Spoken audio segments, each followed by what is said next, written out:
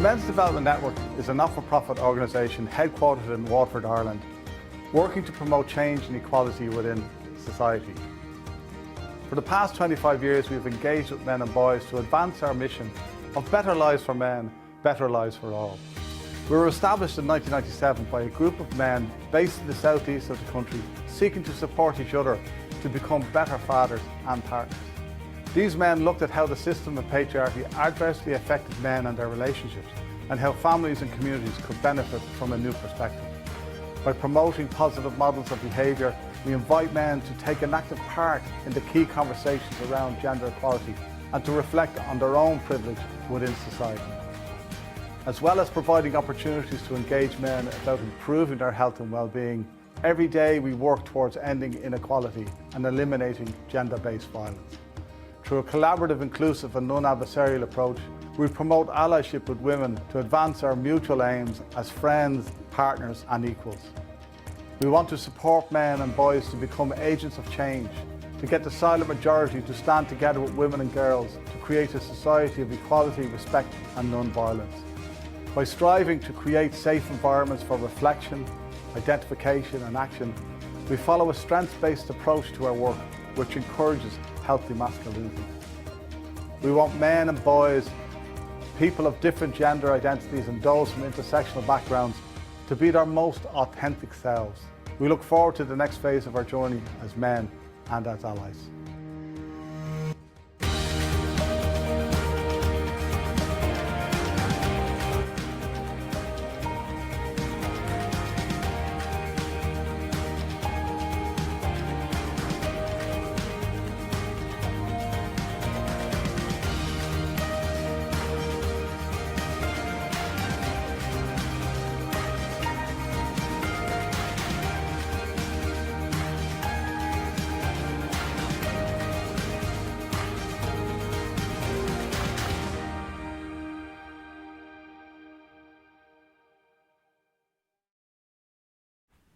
Good morning, ladies and gentlemen.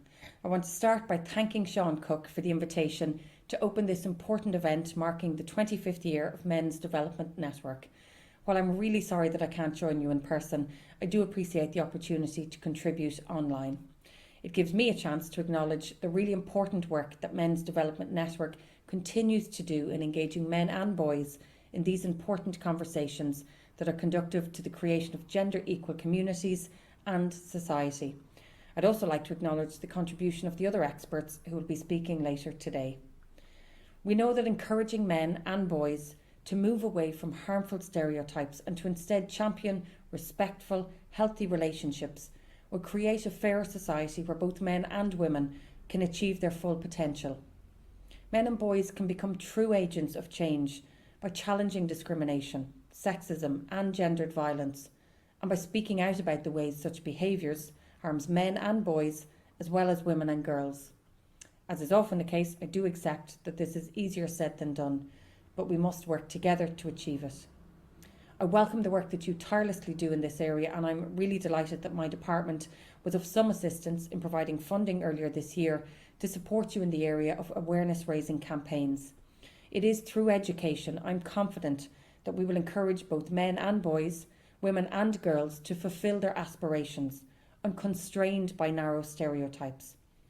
Together we are working to bring about a change in long-established societal behaviours and attitudes to make everyone face up to the excuses that we as a society make for unacceptable behaviours and to motivate us to speak out against them.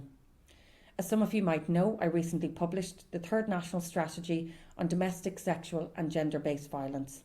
This is our zero tolerance strategy. It is an ambitious 5-year programme to reform, to achieve a society which does not accept domestic, sexual or gender-based violence, or indeed the attitudes which underpin it. And I'm very grateful to Men's Development Network and the sector more generally for their constructive and ongoing engagement in the process of designing and implementing this new strategy. It is this partnership approach that was absolutely key to ensuring its comprehensive development. The strategy has a particular focus on prevention and ensuring victims are better supported. It includes appropriate actions and encouraging men and boys to contribute towards actively preventing all forms of violence and working to educate and raise awareness of the need for everyone to understand and focus on healthy relationships, non-violence and equality between women and men in the formal curricula at all levels of education. It's essential that we take a zero-tolerance approach to ignorance or downplaying of the importance of consent in healthy sexual relationships. We have a statutory definition of consent to a sexual act, and the strategy makes clear the importance of enhancing the understanding of all children and young people on what consent and healthy relationships look like. Again, we will do this through actions targeting education in schools and third-level institutions and awareness raising for the more general public. Under the strategy, we will support campaigns such as your White Ribbon campaign and those run by our partners, which are aimed at engaging men and boys in ending gender-based violence. We will also develop education and public information campaigns which raise awareness of the harm of pornography and how the sex trade and pornography fuel misogyny and violence against women and how they undermine gender equality. For me personally, zero tolerance, it's about ensuring a positive impact on the attitudes of men and boys to domestic, sexual and gender-based violence, while also empowering women and girls. There is a lot that we can do on those aspects, and working together we can succeed in encouraging everyone in society to understand and to step up to the role each of us must play in reaching zero tolerance for any form of domestic, sexual and gender-based violence. I'd like to finish by reiterating that I'm very much aware of and appreciative of all your hard work and efforts in the area of domestic, sexual and gender-based violence. I thank Men's Development Network most sincerely for providing that consistent focus on engaging men and boys as allies in preventing all forms of violence against women and girls and promoting them as key agents of change in preventing such horrific behaviour. I really look forward to continuing and building on this work as we further advance this shared aim. Thank you.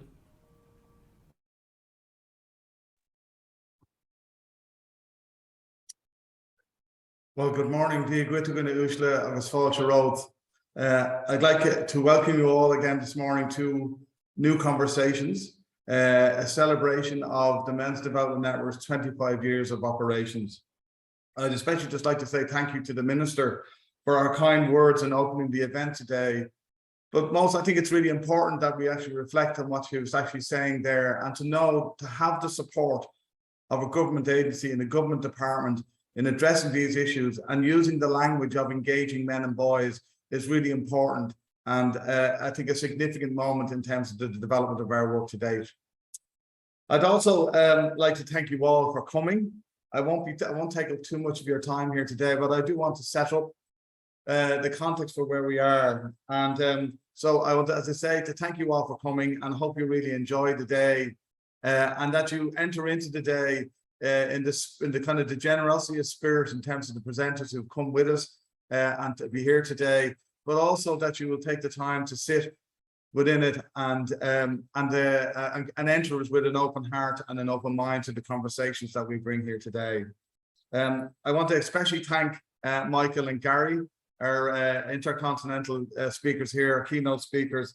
And of course, I also want to mention our co-funders, which are the Department of Justice, TUSLA and the Health Service Executive for their support over the years for themselves.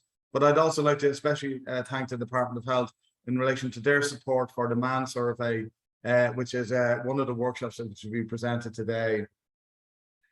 I also want to offer a really large thank you to the hundreds of men who've been involved with the Men's Development Network over the past 25 years.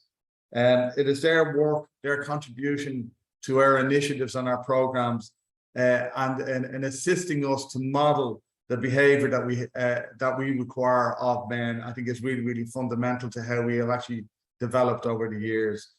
Some of those men are part of today's celebrations, which is fantastic, and I'm delighted that they are actually here today. My last thank you is very much just in relation to our patron and the President of Ireland, Michael D. Higgins, who could not make it here today, but sends us a message which I now intend to read. May I send my best wishes to all those involved in the Men's Development Network as you celebrate your 25th anniversary. Across those 25 years, you have, in a rapidly changing Ireland, work to support men in all their vulnerabilities, enabling them to realize their responsibilities and contribute positively to our society.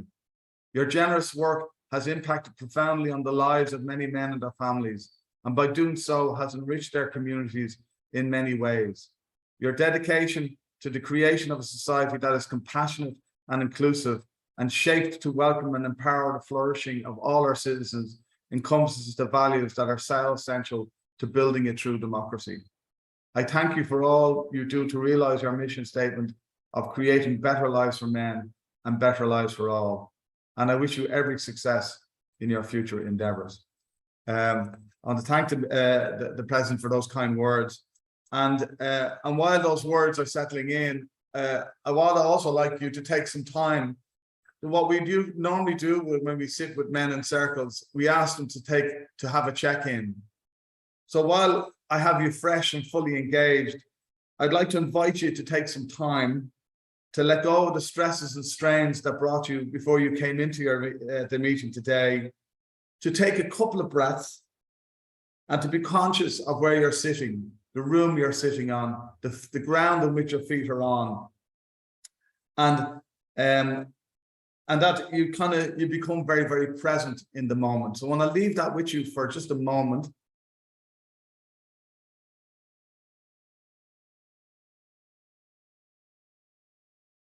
Okay, that was very much for myself as well as for you, I have to say, to have that moment. But today the invitation is to a conversation, a reflection and celebration approach through the lens of partnering and alliances. So again, I welcome you here today. This is a very important day for the Men's Development Network. And it really gives us an opportunity to present the values in which we're working from. It also allows us to highlight the breadth of our engagement across the working with men. And it also really gets us a chance to really model the behavior, or what we could call, around our partnership and our cooperative approach that we use in terms of all of our work. And lastly, it is about providing the space for new conversations with and for men. We have a really packed agenda with over 19 contributors from 3 different continents and 7 different countries. This is something we could never have envisaged pre-COVID, okay? But notwithstanding that we are in the capable hands of IMS event managers today, it is a virtual event, so things may go wrong. But listen, stick with it, we're with you, we'll hold your hand and we'll support you through it. So there may be those gremlins, but bear with us, I think we'll get through it as we go along. And those hiccups that do occur will be minor at the end of the day. I think the extent of the topics covered are very broad and delivered by individuals who are highly experienced and knowledgeable in their fields and very much reflect the breadth of our work. Not to be picking on any one of the various written workshops, I would like to highlight the men's and the children's study. And this is the first study of its kind in Ireland. And Conor Hammersley and Kenny Doyle from the Men's Development Network will be doing a workshop on the interim results of that particular study and survey. I think the other workshops, like the White Ribbon Experience across Europe, are interesting. And of course, there's Liam and Rose will be doing working with men in circles, which is a fundamental part of our work when we originally started out. I'd also like you to please note that all the sessions are being recorded. So even though you can't go to all the sessions in each block, you will get access to them since you have registered. Okay, and they will be forwarded to you over the coming days and months throughout the year. I don't think we want to send you out 19 different things in the next day or two. I think we kind of stagger them over a period of time just to give you a reminder of the great day you had here today, hopefully. The other thing I really want to talk about today is our work and how we go about our work. We use what we call a transformative approach. And this approach is about engaging men and boys around their health and well-being, around gender inequality, and also around gender-based violence. We do this by delivering a range of programs such as the Men's Perpetrator Program, partner supports, health training, and gatherings in circles, and also in our advocacy work around White Ribbon. All these programs have a core objective providing space for men and boys to be their most authentic selves. We're not transforming men, but we are transforming our notions of masculinity.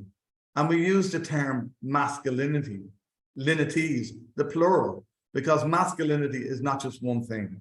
It offers out a whole range of options and behaviors and notions and feelings. The transformative approach is about creating the conditions for change in which individual agency is activated and personal development ensues. It offers community cooperation is reinforced and that the community of men come together. The transformative approach also brings about structural change that can happen. Institutional realignments are created and societal shifts can occur.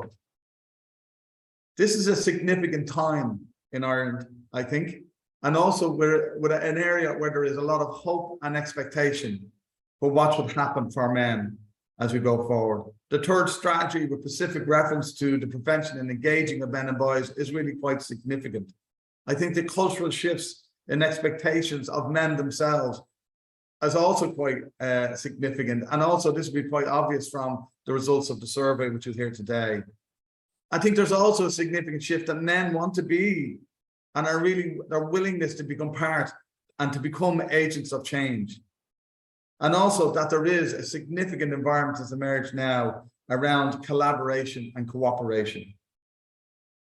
So the invitation is out there for men to come forward now. And there are challenges with that. When we hear men and boys should be part of the solution, and we hear this a lot, it needs to come with support. When we as men and boys do not feel confident taking responsibility for our own health, or deny our ill health as it is perceived to be a weakness, when we do not feel confident in supporting each other emotionally, when we do not feel confident in rejecting those social norms that perpetuate inequality and the objectification of women and girls, when we do not feel confident in expressing our fears and our concerns with our loved ones, when we do not feel confident in taking a leadership role in changing the attitudes to violence against men and women, we need support. I need support. For 25 years, we have been doing this work, challenging those various entrenched norms based on patriarchy, social and economic injustice and discrimination. It is not easy work and requires commitment and no amount of skill to navigate those nuanced waters. And we are beginning to see a well of support rising.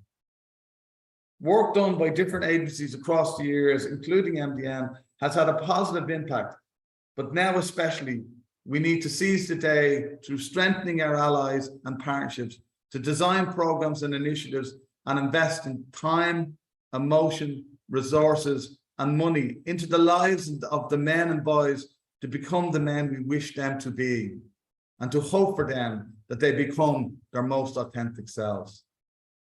Isn't that truly what we wish for all men and boys? And I leave you with that notion. I think for me, this is that opportunity to have these discussions as we are here today, and hopefully you will get as much of an impetus and drive to work with us and come with us along this journey as we move forward. The next person up today is Michael Flood. We're moving a bit ahead in terms of time. I'm not sure, Helena, if it's okay for us to move into if Michael is ready or not, but I will introduce him if that's okay. And good morning, Michael. I see you there. Great to see you. Michael, this is Dr. Michael Flood. He is an associate professor in sociology at Queensland University of Technology in Australia. His research agenda focuses on gender, sexuality, masculinities, and interpersonal violence. His standing is such that Michael has been widely published among leading international journals and secured several competitively funded projects. His research has had a significant impact on government policy and programming. Themes he has published on include violence against women and violence prevention, men and masculinities, pro-feminist men's advocacy, male heterosexuality, fathering and pornography. He is the author of Engaging Men and Boys in Violence Prevention and is the lead editor of Engaging Men in Building Gender Equality. In 2018, Michael published his acclaimed work, The Man Box, a study on being a young man in Australia, which explored the attitudes of young men towards masculinity and how those influences develop their behaviors. It showed that the social pressures to act like a man can lead to high levels of mental health, risky drinking, and the propensity towards acts of violence, online bullying, and sexual harassment. This study that he was done in Australia, we've replicated here in Ireland this year, and we'll have some of the interim results today. So, Michael, again, I thank you so much for being with us today and helping us celebrate our 25 years, and really appreciate the time and effort to do so. So I'll let you take the floor. Thank you. Thank you very much. And look, that's a very generous welcome, and it's an honor to be here. It's a privilege and an honor to be part of this event and to be part of, the Men's Development Network's work. And as people may have gathered, I've been working in this area of engaging men and boys in building gender equality, ending violence against women, and so on. I've been working in that area for 30 years or so. That certainly doesn't mean I've got it all right or I know what I'm doing, entirely, but I've been aware of the Men's Development Network for a long time. And so it's a real pleasure to be part of an event celebrating and affirming 25 years of that work. Before I get going, I should do something that is very common for Australian speakers, which is to acknowledge the Indigenous owners of the land on which I speak. So I'm based in Brisbane on the east coast of Australia. And where I am is actually the land of the Turrbal and Jagera peoples. They're the First Nation owners of the lands I'm speaking to you from, and I pay my respects. I pay my respects to their elders, laws, and customs. Okay, so I'm going to share my screen if I can and see if we can get these slides up. Okay, now can someone confirm for me that is working? Yes, Michael, thank you. Fantastic. Thank you, that's great. Okay, so let's go back one. So the first thing I want to say is that men's roles are on the agenda. Men and masculinities are now very firmly on the public agenda. There's growing attention in Ireland, in Australia, in countries around the world to the attitudes, the behaviours, the relations associated with men and boys, and their implications for health, for violence, for gender inequality.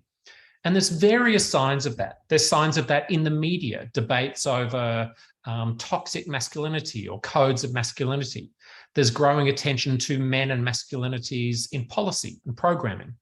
There's increased scholarship on masculinity. And in fact, I looked over the last week and I saw there's a rich scholarship about men's lives and the shape of those lives in Ireland, for example. And of course, there's increased advocacy and activism by men with women. So in short, men and masculinities are on the public agenda. And before I go much further, I should say what I mean by gender. I should say what I mean by the term gender itself. So when I say gender, I mean norms, I mean practices, I mean structures. So to say more about that, when I say gender, I mean the meanings we give to being male or female and the social organisation of men's and women's lives. Now, increasingly, and I'm sure this is true in Ireland as elsewhere, the term gender is used only for identity, for how people see themselves as men or as women or as trans and so on. But I still see gender as much more than that. Gender is in part about identity and personality, how we see ourselves, our personal characteristics. But it's also about norms or social expectations about how men and women, boys and girls should behave, what's seen as desirable. Gender is also about beliefs. It's about beliefs and ideologies. Gender is also about behaviour and practice. It's about what men and women do, about our paid work, our parenting, violence, sex, cooking, all kinds of things. Gender is also about the patterns of relations between men and women and among men and among women, how we talk to each other, how we relate, and so on.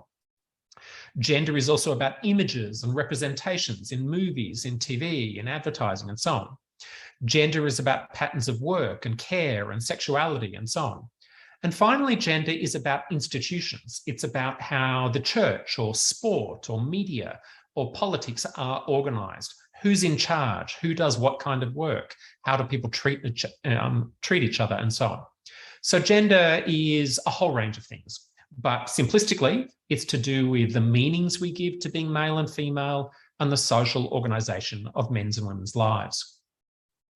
So when I talk about masculinity, in fact, I'll just go back. Sorry, I'm jumping around. When I talk about masculinity, I mean something similar. I mean the social organisation of men's and boys' lives and the meanings given to being male. And one thing you'll notice about that definition is it's very open-ended. It's entirely possible there might be healthy or positive definitions of masculinity or unhealthy and negative definitions of masculinity.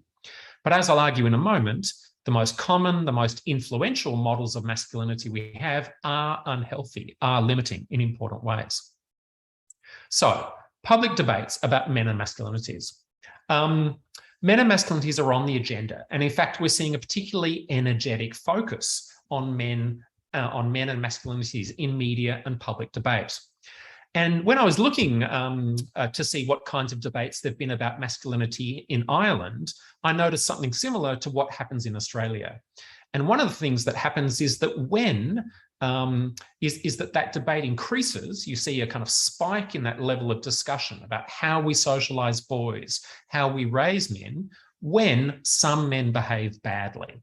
We see that spike in debates over men and masculinity in the wake of high-profile incidents of men and boys assaulting or allegedly assaulting women and girls, for example. So when Joseph Pushkar allegedly raped and murdered Aisling Murphy in January this year in Ireland.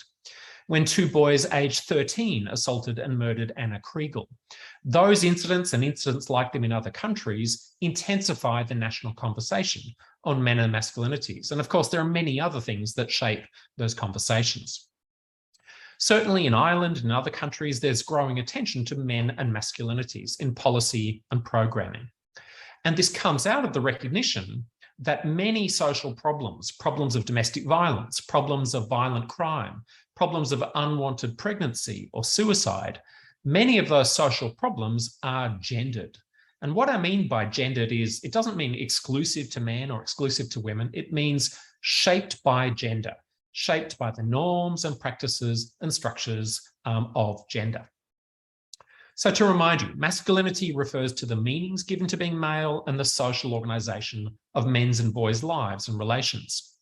And in any context, some particular versions of how to be a man are dominant. They're the most influential, given the most status.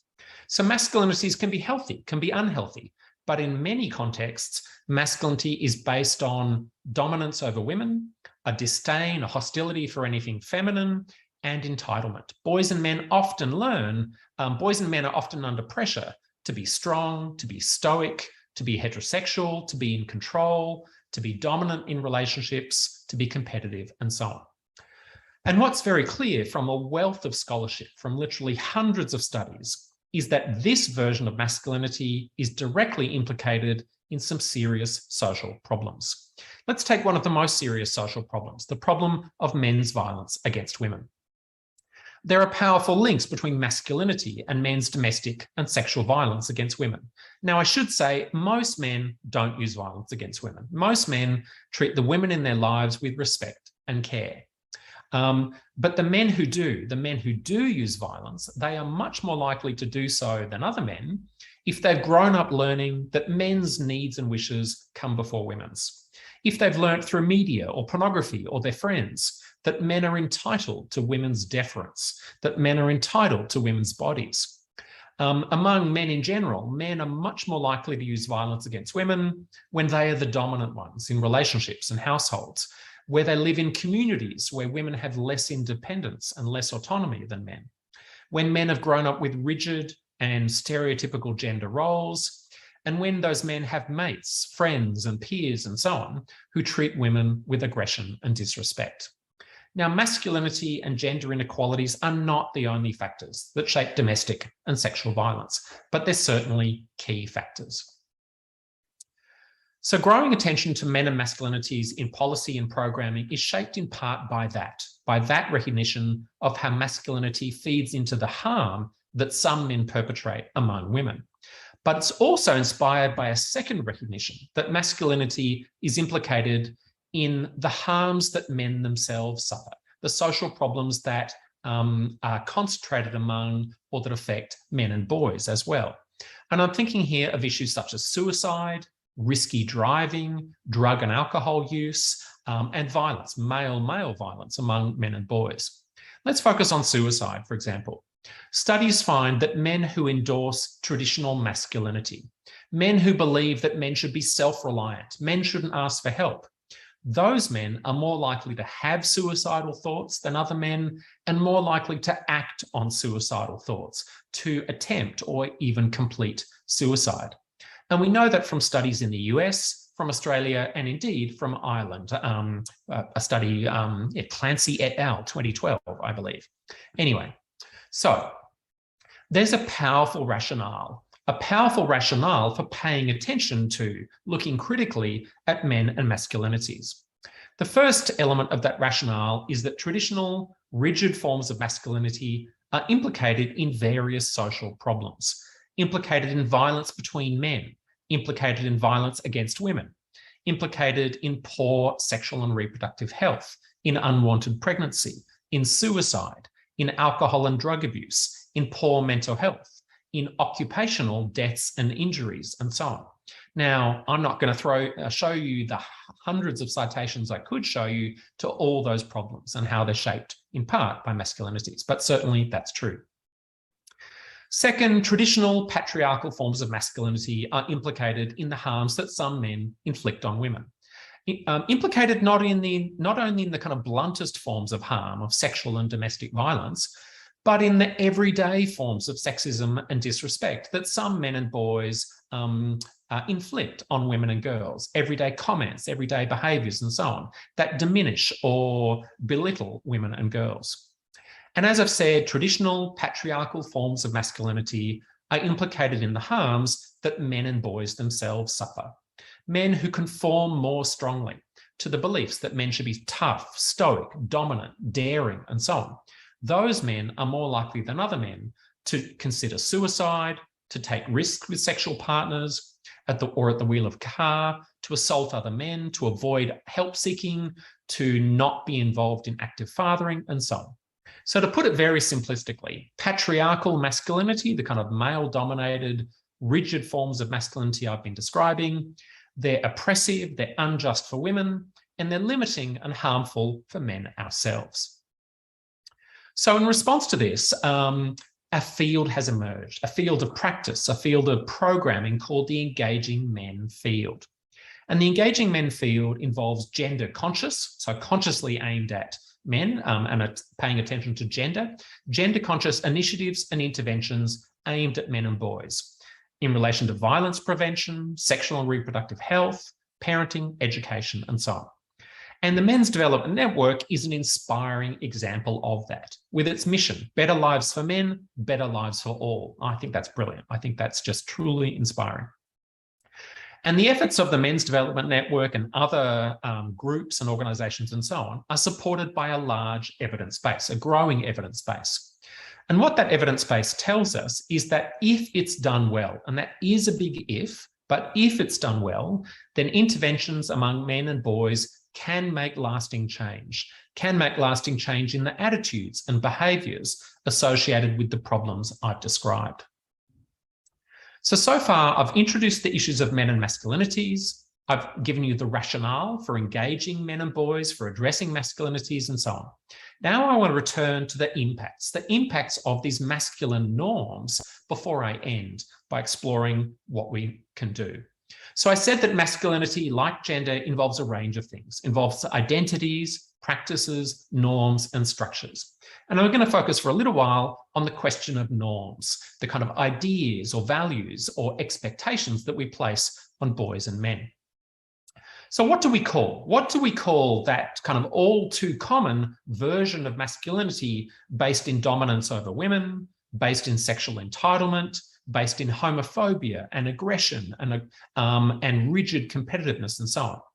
Some people use the term toxic masculinity, and I tend not to use that term because I think too many men mishear it. Too many men hear that phrase as telling them that all men are toxic, and that's not very helpful. That's not what the term means. It describes one particular version of masculinity and says that's toxic for the men who try to live up to it, and it's toxic for those around them. But the phrase too readily is heard in a kind of negative way. But we could talk about toxic masculinity, we could talk about patriarchal masculinities, sexist masculinities, and so on.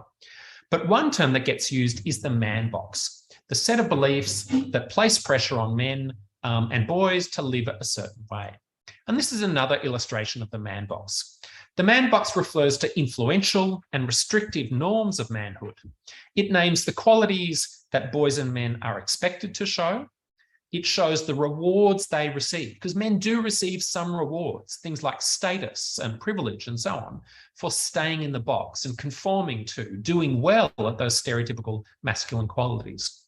And boys and men who step out of the man box receive punishment. They might receive insults or verbal and physical attacks and so on. And the illustration you've got in front of you shows the way that kind of system of punishment and reward works. Now, the Man Box survey, which is a set of 17 statements that are to do with stereotypical or rigid masculinity.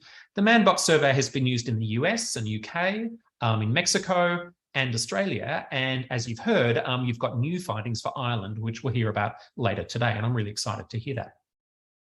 So the Man Box survey, how it works is it asks men and boys about their endorsement of a series of statements linked to 7 stereotypical masculine qualities: self-sufficiency, toughness, physical attractiveness, rigid gender roles, how are we going? Heterosexuality and homophobia, hypersexuality, and aggression and control. So 7 qualities that are kind of stereotypical masculine qualities.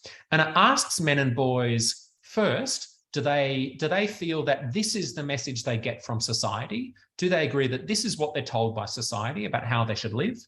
And then it asks those men and boys if they themselves agree with those statements. So societal messages and personal endorsement. In Australia, the Man Box survey was conducted by Jesuit Social Services. That's a community organisation based in Australia. And it runs something called the Men's Project. And the Men's Project brought me in to contribute to this Man Box survey. So I must acknowledge their work. And we conducted the Man Box survey among a nationally representative sample of 1,000 young men. They were young adult men, aged 18 to 30. So what did we find? And of course, I'll be interested to see how this compares to what the new Irish survey found. One of the things we found is that many traditional ideals of masculinity are alive and well in Australia. Young men were asked first, as I said, about what society tells them. And young men certainly agreed that society tells them men should act strong, men should fight back when they're pushed, men should never say no to sex. So we can see that ideals of strength and toughness, aggressive responses to challenge, and perpetual sexual readiness, you should always be ready for sex, they still seem to be part of manhood. But some other traditional ideals seem to be dropping away. And I've put more detail on the slide, but I won't go into this in great detail. Young men were also asked about their own personal beliefs, their own personal endorsement of those ideals of masculinity. And then one thing to note is that there was a consistent gap between them, consistent gap between what they felt society told them and what they themselves believed. Their own endorsement of those ideals was at a lower level than what they felt they were told by society. Certainly a sizable number of young men themselves believed that men should act strong. Men should be the primary breadwinners. Men should fight back when pushed. You can see the percentages on there. And it wasn't the majority. None of these statements received majority support. In fact, so in all cases, it was less than half, sometimes just less than half, sometimes down to a third or a quarter of men themselves believed these stereotypical masculine ideals. One of the findings that was particularly troubling about this was that about a quarter to 1/3 of these young men in Australia endorsed male dominance in relationships with women. 27%, so that's 1/4, believe that men should always have the final say about decisions in their relationships. 37%, so that's over a third, believe that men should know where their wives or girlfriends are at all times. So it wasn't most men, but it was a third, or 1/4 of men. Now, there's other research, plenty of other research about men and masculinities, and it tells us three things. It tells us three things about men and ideals of manhood. First, there's a gender gap. There's a consistent gender gap in support for these traditional gender ideals. Men tend to be less aware than women of sexism, more supportive of male dominance, of men's dominance, of households and relationships and so on, and have more tolerance for, more excusing of domestic and sexual violence. And what's particularly interesting is that men are less aware than women, in fact, of the harms of traditional masculinity themselves, less likely to see how masculinity might limit their emotional health or their well-being or their relationships. Second, there is diversity. Young men, like all men, are not all the same. There are different forms of identity and practice among young men, as among all young men, associated with different peer cultures, different groups of young men, and large variations in the levels of men's endorsement of sexism and violence and so on. Third, there's change. Men are changing. Now, the Man Bucks survey in Australia was a one-off. We haven't done it again. So it's a snapshot survey, but other data points to changes over time. And there are some cultural shifts we can really take heart from. Young men's rejection of violence against women. Young men's support for gender equality has increased. Homophobia, that hostility towards gay men and lesbians and bisexual people, has declined. There's a growing blurring of gender boundaries, but there are still persistent and profound gender inequalities. And in fact, there are new forms of sexism, new forms of misogyny or women hating emerging online, in alt-right online spaces, in pornography, in conservative religious movements, and so on. So it's not all good news when we think about change. Okay, back to the Man Box survey. Second key message of the Man Box survey was that young men who conform more to these traditional definitions of manhood are more likely to suffer harm to themselves and more likely to do harm to others. So in other words, conformity to masculinity involves a cost for those young men. The Man Box is bad for young men's health. Young men who agreed more strongly with its ideals were more likely than other young men to feel depressed or suicidal, more likely to only seek help from a narrow range of sources, more likely to be involved in risky drinking and dangerous driving. But these patriarchal notions of masculinity are dangerous not only for men, but also dangerous for those around them. The young men who agreed more strongly with the ideals of the Man Box were 6 times as likely as other young men, which I think is amazing, 6 times as likely as other young men to perpetrate sexual harassment, bullying, and less likely to intervene in others' violence. Now, again, this should not surprise us. It's well documented that conformity to traditional masculinity is a risk factor for men's use of violence against women. So in a second report called Unpacking the Man Box, we looked more closely at this, and we looked at the degree to which, the kind of statistical degree to which conformity to the Man Box norms has an impact. And what we found was that men's endorsement of masculine norms has a powerful influence on a large number of harmful attitudes and behaviours over and above other possible influences. So, for example, belief in rigid masculine norms was 20 times more important than demographic variables like class or ethnicity or age or region in predicting the use of violence, sexual harassment, and bullying. So these findings should be a wake-up call to policymakers and advocates addressing problems of violence, problems of bullying, of harassment, of mental health, of depression, and so on. A wake-up call that if you're addressing those problems, you have to pay attention to masculinity. We also found that while some masculine norms contribute to men's poor health, others do not. In other words, we have to look at which masculine norms may be part of the problem. And some masculine norms, in fact, were protective. They were associated with positive health rather than limiting men's health. Some masculine norms are more harmful than others. They had stronger associations with poor health or harmful behaviour. And it's also a question of which outcomes. So masculine norms were associated more with some outcomes, some harmful behaviours or harmful impacts on health, more than other outcomes. So, for example, men's use of violence was shaped more by men's agreement with rigid gender roles, men's agreement with aggression and control than with other masculine norms we looked at. Now, so far, I've talked about the data in terms of two things. I've talked about the norms themselves, these different norms to do with masculinity, the sets of social expectations. And I've also talked about different outcomes to do with health, to do with violence, and so on. But we can also look at this from a third perspective, to do with the men and their contexts. We can adopt a kind of person-centered perspective. So a third way we could look at this data, the man box data that's been collected in Australia, in Ireland and elsewhere, is by looking at profiles of men, clusters or groups of men, and looking at how men group together in terms of the data, in terms of their endorsement of masculine norms and their use of violence or their suicidal thoughts or their risky drinking and so on.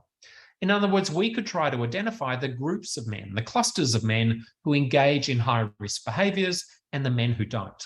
Now, there are certainly risks here. There are risks here of kind of racist and classist stereotypes, depending on where these clusters of men can be found. But I think this would still be a productive way of telling us more about the patterns of men's lives and the risks that men face for themselves or that they perpetrate on others. So what does this all mean?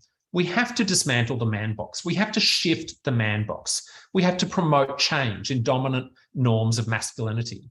There are promising initiatives and interventions underway, including those by the Men's Development Network. And as I'm sure the MDN would agree, we have to step up the scale and intensity of this work. Our goal, above all, is to transform gender, to work for the transformation of gender roles and relations towards gender justice. And there are six tasks I'll run through, and that's it.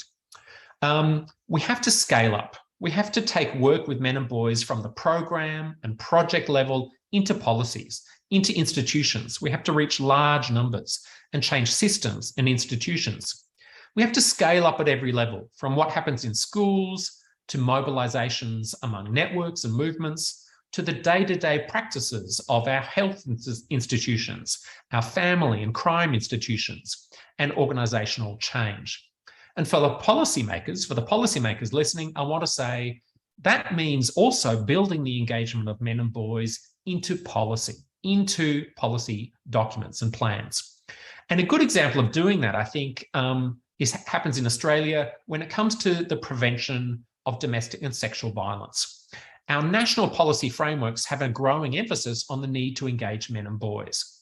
There's a national violence prevention framework called Change the Story.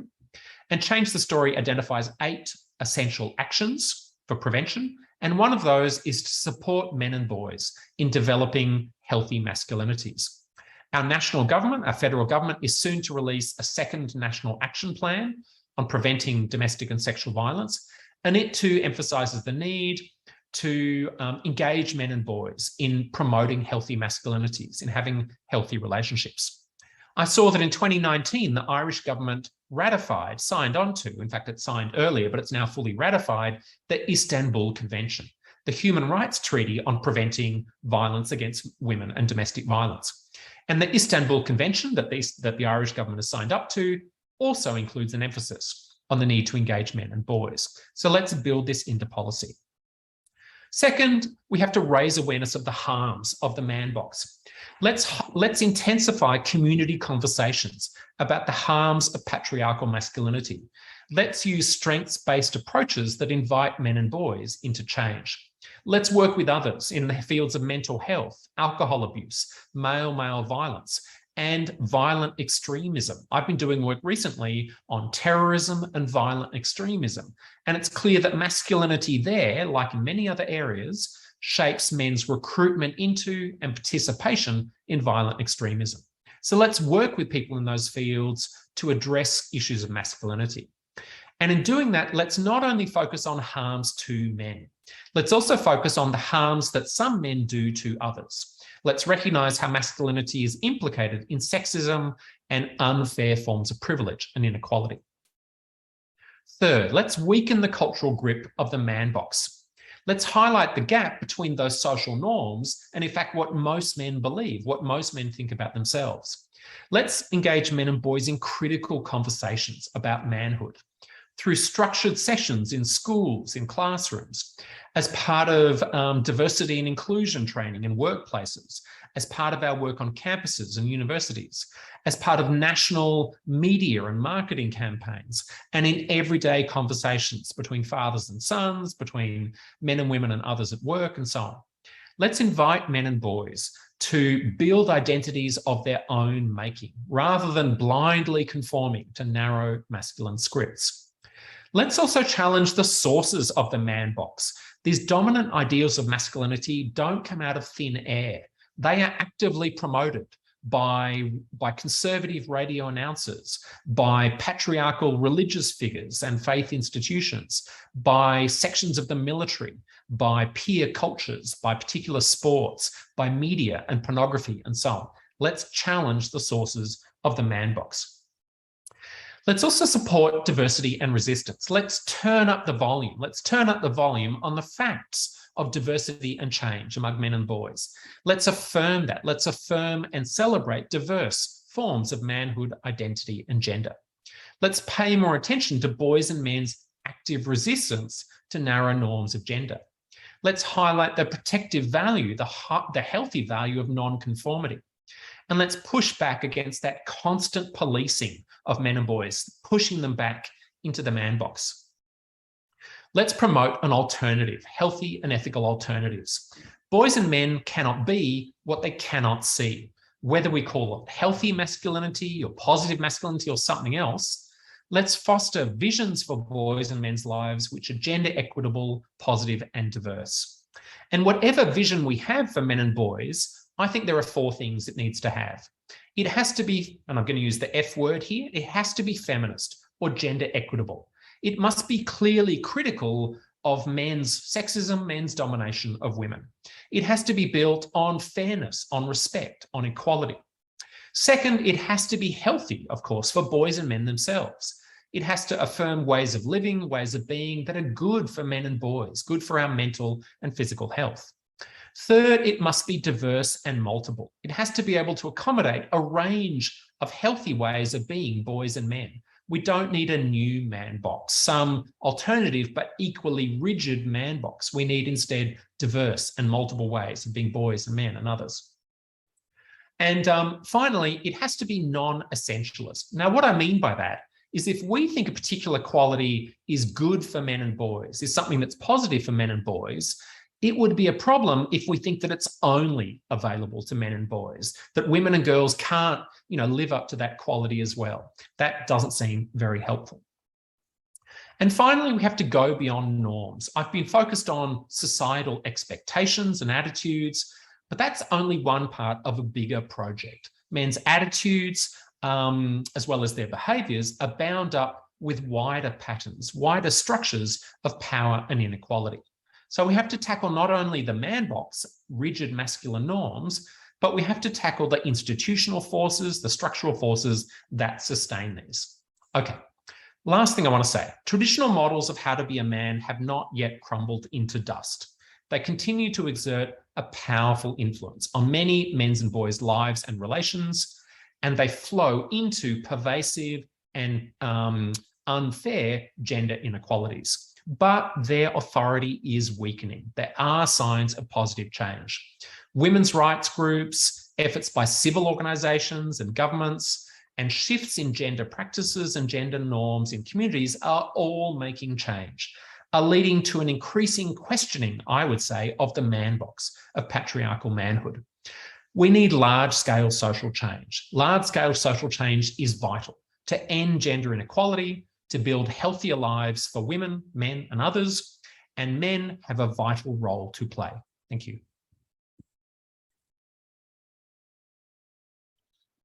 Michael, thank you very much for a really enlightening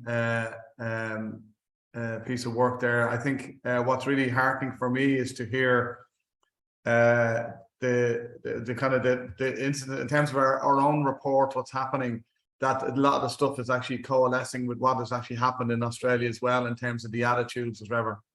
But I really am also taken by the fact that we say, in terms of looking at the positive ways and the language that you talk about in terms of engaging men and boys, it has to be done in a way that is about embracing as opposed to judging. And I think that's really really important. There's a couple of questions that have come in, Michael, and we have a bit of time, so we're going to go with them if we can.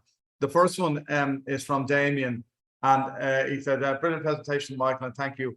I wonder if the notions of gender as men and women are changing with the acceptance of transsexuals and how we are defining gender, how we think and accept diversity of what it means to be a man or woman. And I think it has helped in shifting the traditional norms.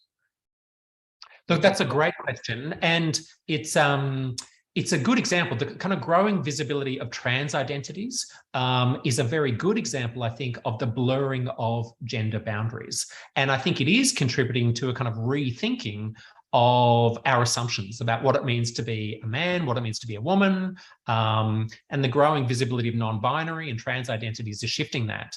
I do have some notes of caution, though, because I think that some of what's said about trans people, in fact, sometimes entrenches rigid ideas of gender, that a boy who doesn't conform to rigid gender roles necessarily must be trans. And I'm all in favor of supporting trans people's civil rights and freedoms and so on, and want to support a broader range of forms of gender non-conformity, rather than assuming that every time a boy steps out of the man box, he necessarily needs therefore to participate, and start identifying as a girl. So, I don't think I've said that very well, but I think that, I think there are real positives in the kind of blurring of gender boundaries we're seeing. And I also think there are some notes of caution we need to be conscious of. The second question, shall I read it, or do you want to read it out loud? Yeah, no, you can go ahead. Yeah, if you could. Yeah. Let's have a look. Do you think? Read it out. Do you think that part of the scaling up the engagement of men and boys and changing policies is patriarchal and ideas around traditional masculinities in the institutions? So in other words, if we are in an unequal society, the imbalance of power does advantage many with patriarchal beliefs. What would they subscribe to this agenda? Why would they subscribe to this agenda? That's a great question, Alessandra. So I would say that absolutely we do need to challenge patriarchal institutions and the kind of the narrow ideologies of masculinity that are promoted by them. So, for example, that's happening in Australia in some ways in sport. It's happening in some faith institutions, Christian, Muslim, and Jewish faith institutions. It's happening in government. And of course, those efforts meet resistance and meet pushback because they challenge people's assumptions, they challenge people's sense of self, and they challenge some groups' power. But that doesn't mean we stop doing that. And the history of social change is the history of people, going up against powerful institutions and powerful forces and sometimes making change. So yeah, I absolutely think, this isn't easy, but it's very much worth doing. Do you want to read Robert's question? Yeah, we have one more question I just want to do, and there's a couple of things as well in terms of the reference page that you have, that we try and share that on in terms of within the conference itself, in terms of your reference page from your slideshow. And also there's a couple of other questions that people might want to go into the lobby and maybe connect with you through the networking, Michael. They can ask questions. But the last bit is in relation to, from Robert, says, some scholars believe we need to abolish the notion of masculinity and man altogether, while some believe it is more useful to transform masculinities, e.g. positive and healthy masculinity. I assume you advocate the latter like myself. What do you think of the debate about abolishing the notion of masculinity and the man? Look, I'm with Robert in the sense that I think it's premature. I think it's premature to argue for, let's stop talking about masculinity. I think it's valuable at this point for us to talk about and to promote notions of a healthy or positive masculinity. And we should do so in part because many men and boys are invested in themselves as men and invested in being seen as real or proper or appropriate men. In the long term, however, I think one of our goals should also be to lessen that investment, to actually diminish men's and boys' level of care, level of investment in being seen as a real man. I don't agree with John Stoltenberg, who argues that to talk about healthy masculinity is like talking about healthy cancer. I think that's mistaken. I think that we should use notions of masculinity and advocate notions of a healthy or a positive or a feminist masculinity, but we also should try to blur gender boundaries too, so that men care less whether they're perceived as properly masculine or not. I should say I have 2 final slides with a wealth of resources on them, and I'm very happy for them to be distributed to every single person, on the planet, including in this forum. I don't know how you can do that, but certainly if you send them to Helena there, we'll try and find a way in which to put them up there. Okay. Right. Listen, I'm going to say thank you again, Michael, and please hang around in the lobby. There's questions from Ruth in relation to pornography and also the incel in terms of your thoughts in relation to that you maybe want to respond to as well, rather than leave them hanging. So with that, again, I'm going to thank you and say to people now that we're going to move, if people move back into the lobby, they will find the 4 workshops that they can actually attend at this stage